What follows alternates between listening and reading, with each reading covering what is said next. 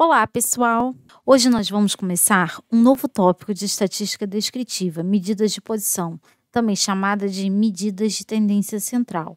Vamos explicar com vários exemplos como calcular a média, a moda e a mediana de uma variável. Bora começar? Agora, o que são medidas de posição? As medidas de posição, elas servem para resumir um conjunto de dados em um único valor e elas indicam a localização dos dados. Então, vamos começar agora com a média.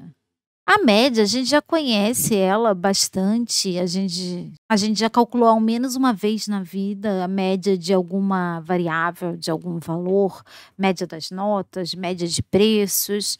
Como é que eu calculo a média? É a soma de todos os valores observados de uma variável dividido pelo número total de observações. Aqui eu tenho um exemplo, idade de 10 alunos selecionados aleatoriamente.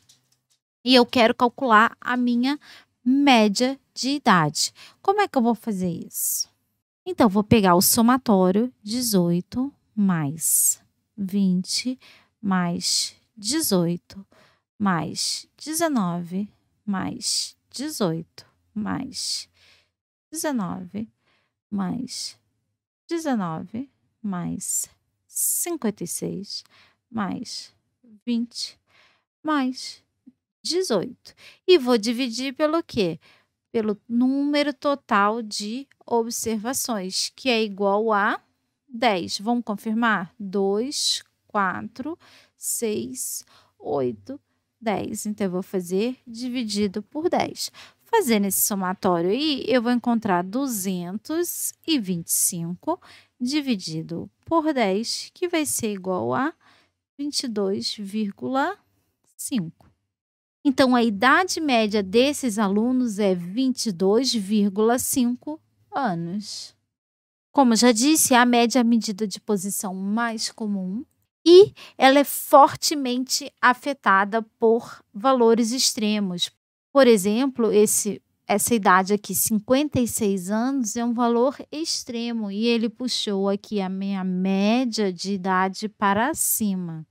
Então, quando eu tenho problema de valores extremos, talvez eu não deva usar a média como uma medida de posição para resumir os meus dados. Talvez eu deva ir para a moda ou para a mediana. Se você está gostando do nosso conteúdo, se inscreva no nosso canal para nos ajudar a crescer. Agora vamos falar de outra medida de posição, moda. A moda é o valor observado da variável que aparece com maior frequência. Quando uma coisa está na moda, a gente sai na rua e a gente começa a ver ela aparecendo com maior frequência. Então, se você fizer essa associação, você nunca vai esquecer o que é moda. Então, vamos lá.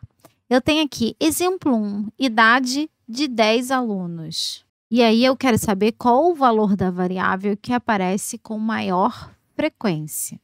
Então, eu tenho aqui o 18, 18, 18 e 18, aparecendo 4 vezes. Então, a moda aqui é 18 e não 4. Não é a frequência que aparece, sim o valor da variável que aparece com maior frequência. Vamos ver aqui, nota de 10 alunos. Eu tenho 90 aparece 2 vezes. E também tenho, o 82 e o 82 aqui, que aparece também 2 vezes. Então, aqui eu tenho 2 modas. A minha moda é 90 e 82. Então, aqui eu tenho uma distribuição de dados bimodal. Agora, eu tenho aqui o exemplo 3, CR de 8 alunos. E aí eu estou olhando aqui para as notas e eu não vejo nenhum número que se repete. Todos os números, 5.7 apareceu uma vez, 7.1 uma vez, 8.2 uma vez, 9.3, 3.1, 6.2, 7.3, 8.4. Então, nenhum número se repetiu, nenhum CR se repetiu. Então, aqui eu não tenho moda. O que significa que essa minha distribuição de dados é amodal, que significa não tem moda. A moda tem duas características importantes. A primeira é que a moda não é afetada por valores extremos.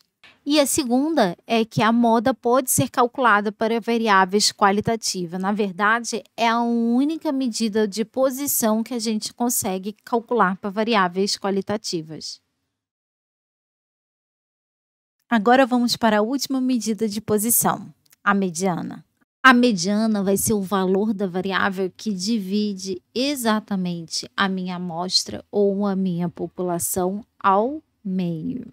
Eu tenho aqui o meu exemplo 1, nota de 5 alunos, 90, 77, 71, 62, 82, e quero calcular a mediana desse conjunto de dados. O primeiro passo aqui, pessoal, vai ser colocar esses dados em ordem crescente. Colocando em ordem crescente, aí eu vou olhar qual o dado que vai estar exatamente no meio da minha série de observações, no meio do meu conjunto de dados. Eu tenho aqui o 77. A nota 77 vai ser a minha mediana. Então, vocês podem ver que valores menores do que 77 eu tenho 2 e maiores do que 77 eu tenho 2. Então, mediana é exatamente o valor da variável que divide o meu conjunto de dados ao meio. Agora, vamos ver esse exemplo 2 aqui. Agora, eu tenho nota de 6 alunos, 94, 82, 77, 71, 62 e 90. Colocando em ordem crescente, aqui eu tenho 2 pontos centrais, a nota 77 e a nota 82. Então, o que eu preciso fazer aqui? Eu preciso pegar a média desses dois valores. Então, eu pego 77 mais 82 sobre 2, vai ficar igual a 79,5. Então, a minha mediana é igual a 79,5. Agora, se vocês notarem aqui, o 79,5 estaria exatamente aqui no meio. Tem 3 dados para o lado esquerdo e 3 dados para o lado direito. Como vocês podem ver, a mediana é exatamente o valor que divide o meu conjunto de dados ao meio. Vocês já devem ter percebido aqui que eu estava trabalhando com 5 notas e 6 notas. Então, eu estava trabalhando aqui com um número ímpar e aqui com um número par. Quando eu tenho um número ímpar, eu pego já direto o valor da mediana que está no meio. E quando eu tenho um número par de observações, eu pego o quê? A média de 2 valores. Agora, aqui eu estou trabalhando com 5 e 6 dados. É bem fácil de eu visualizar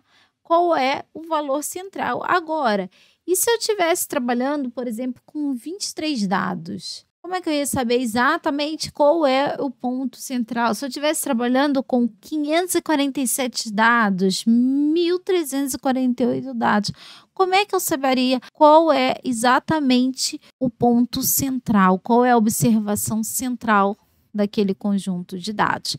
Para isso, eu vou apresentar para vocês 2 regrinhas. Uma para quando o meu número de observações for ímpar e outra regrinha para quando o meu número de observações for par.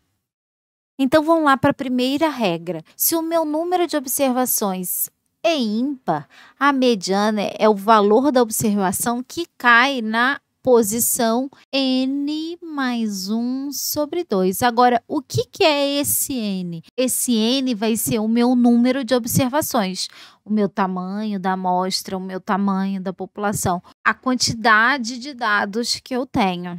Então, eu tenho aqui um conjunto de dados com 77 observações. Nota dos alunos na disciplina de matemática. Primeiro passo, a gente mantém, que a gente fez nos exemplos anteriores. Primeiro passo é sempre colocar todos os dados em ordem crescente. Então, tá aqui. Então, meu segundo passo agora vai ser calcular a posição que eu preciso olhar. Então, vamos lá. Então, meu número de dados, 77 mais 1 sobre 2. Isso vai ser igual a 39.